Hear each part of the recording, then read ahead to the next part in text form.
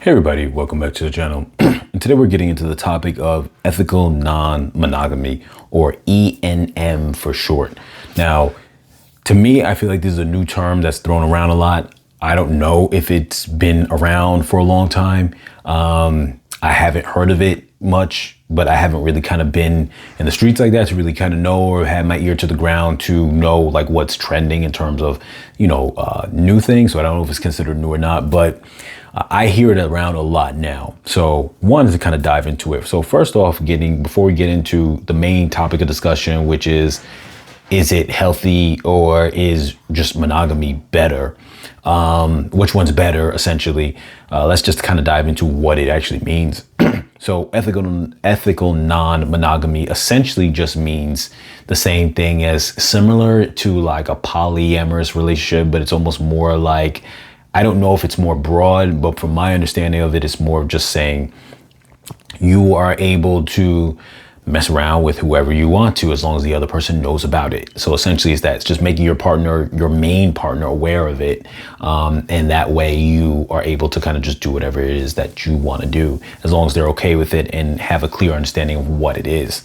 And I hear that all the time. It's funny because I actually seen this term in a show now. So that's how I know that it's kind of a trending thing, because a show that I had watched the other day actually used this term in it. So now that we got that out of the way as far as what it is, what are the pros and what are the cons to it? So first, when it comes to the pros of it, the pros of it is that we're in an age now, and I think a lot of people know this and realize this now. We're in an age now, instant gratification. We're in an age now where no one can decide what they want. We're in an age now where everything is just all over the place, and everybody's just kind of like, I want this, then I want that, then I want this. And, that's the case with a lot of things nowadays. The case with the way you digest your music. After you listen to a song, you don't listen to a whole album. You listen to one single, and a week later, you want a new song. It's the way we digest our media streams. We want instant gratification. Show me this, then show me that, right on our phone. YouTube, Instagram, all these kind of different things. Everything is almost like quick, fast pacing on to the next. And that has unfortunately also become the way we do our dating as well. And we've gotten to a space now where, because of that, a lot of people also don't know what they want, because they're over stimulated by so many options for everything. And since that's extended into the world of dating, a lot of people now are like, well, back in the days, you try to find the perfect person, or you try to find the perfect person for you, and they didn't have to necessarily be perfect, but you said to yourself, I'm okay with it as long as, they fit me in the things I need or that I want. But it won't necessarily mean that they have to have everything, because you understood not everyone's gonna be perfect, and you made it work. This is way back in the days. Now a person almost feels like, I need them to be perfect, especially when we have social media depicting this image of, the woman looking super perfect, the man looking super perfect, both of them having the greatest job, both of them being like all this, over the top, always on vacation, eating at the fanciest restaurants, spending a bunch of money, living this life. It becomes where we think that that's real, and the truth is it's not. But it's also affected the way that we date, in a sense, like now we want a little bit of everything. So the positive, now that we understand that that's kind of where the culture is, the positive to this, and this is probably why this is such a prevalent thing now, this, ethical non-monogamy, is because it allows a person to say, if I'm dating you and there's some things I don't necessarily like about you, certain things that may not be fulfilling to me, and I would have normally not chose you because I would have been looking for that specific, precise, perfect person for me, which caused me searching for probably 10, 20, 15 years to find that, whatever the case is. I now can say I accept you. And in the meantime, because I'm open to find other things, I can accept you wholeheartedly, because I'm also not going to let the things that not say that I don't like about you, but they're less fulfilling about you, stop me, because it's almost like having a meal. I'm in the mood for maybe something with burgers, and I'm in the mood for pancakes right now, and I'm in the mood for vegetables. But hey, if I can have my vegetables right now and I can get the hamburger later, I don't mind choosing the vegetables now because I can get the hamburger later, rather than say I got to find a restaurant that serves all three at the same time.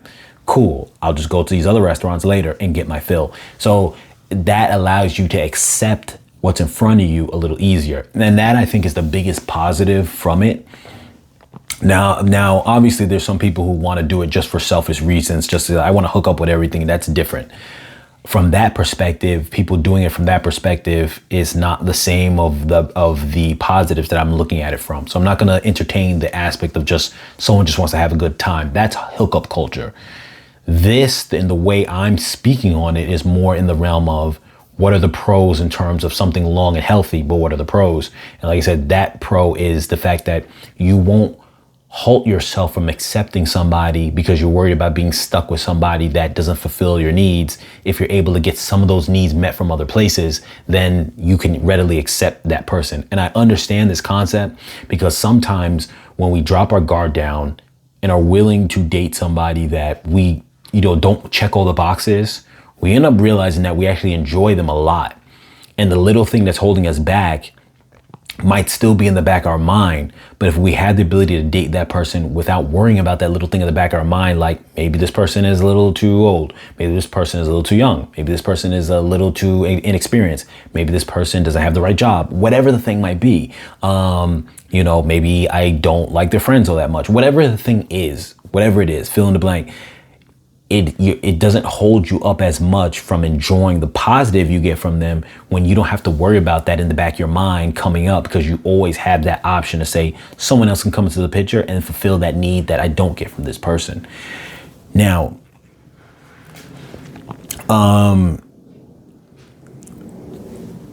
one of the biggest negatives to this, obviously, there's going to be the negative of, so if someone's not into it, they're not into it. So I'm not going to count that as a negative, because if they're just not into it, well, you're not going to do that, because the part of it being ethical is the part that you're letting them know. And so up front, if they're not into it, they're going to let you know. So that part it's not the same as cheating. So we're not going to look at it from that perspective of like, oh, it's cheating, blah, blah. No, if they say they're down with it, then it is what it is.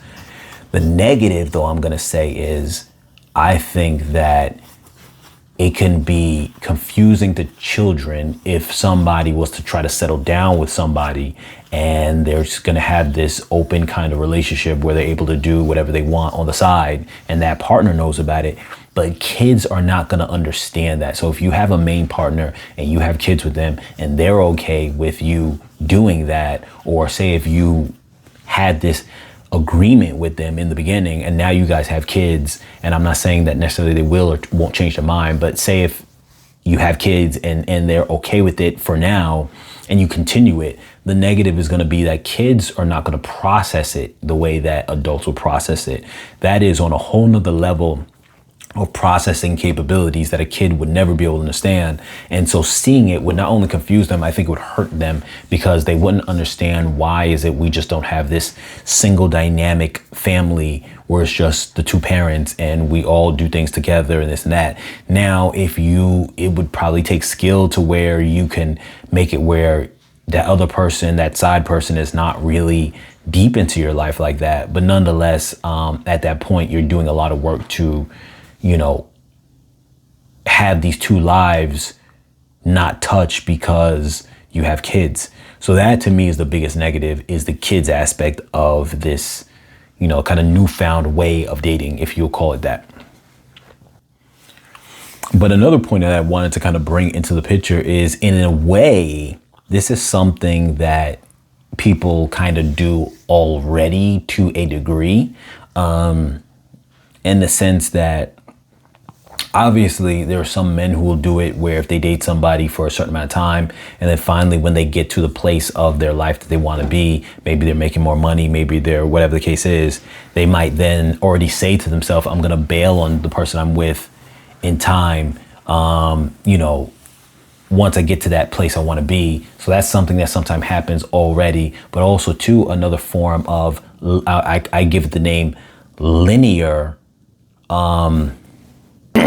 linear ethic non-monogamy, is that where you might have a woman who dates a bad guy. And I say it's linear because they know from almost within the first 6 months, at least, probably before that, but at least 6 months into it, they know this guy's not the guy they're going to marry. Their family doesn't like him. They know nothing's going to come out of it. But when they're in like their 20s, it's almost like, I'm going to date this guy just for now. But I know that later on, when I'm ready to settle down, have a family, I'm going to choose someone else. I'm not choosing this person.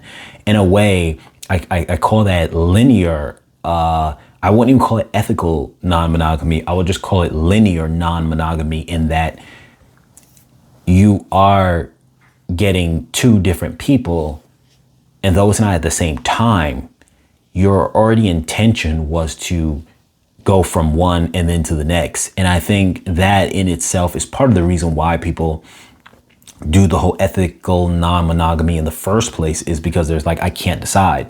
But if someone said, okay, maybe you can't decide at the same time, but what if someone said you have the option to decide now and then change later without any guilt or anything like that to the next one, a linear kind of ethical non-monogamy, or whatever case you want to give it a name, you know, whatever you want to call it. I think a lot of people would then say, cool, if I can't do ethical non-monogamy, I'm fine with linear non-monogamy. And that's essentially what that is, if you look at it like that, because you intentionally and deliberately know you're not going to stay with that type of guy, you know, past a certain point in time. You know to yourself, you're like, I can't take that guy home. I can't have a family with this person. This person doesn't even have a decent job. They don't even maybe make more than the woman makes, or at least equal. They're you know, using the woman to stay at her place. You guys know who you are, and people, women or men who know guys like that know exactly what I'm talking about. And those type of guys where they move in with the woman. And a lot of women date guys like that. So in a way, that's like a linear form of that, because they know intentionally they're not going to stay with the person. But what's funny is this is something that men cannot do openly or say it openly, yet women are openly able to express this all the time when it comes to, yeah, I had my phase, but I did the bad boy, but I'm over that now. And it's just lightly just kind of breezed over, like, I did that, but now I'm ready to whatever. Where men can't really say that, really. Even though men do get the pass of being able to just date or do whatever they want, but you know, and those guys do get grouped into the category of being players. They do have a label that goes over them that is considered negative. So it's not like all positive. Oh, men get to do whatever they want. No, you do get labeled as a player. And if that was something you didn't want, then obviously that's where a person might be within that ethical non-monogamy type of range, where they say, I want that, so I don't have the status of a cheater or a player, because if you did it ethically, you wouldn't have that label on you. But nonetheless, guys who do that get labeled cheaters, or they get labeled players. But women are able to do linear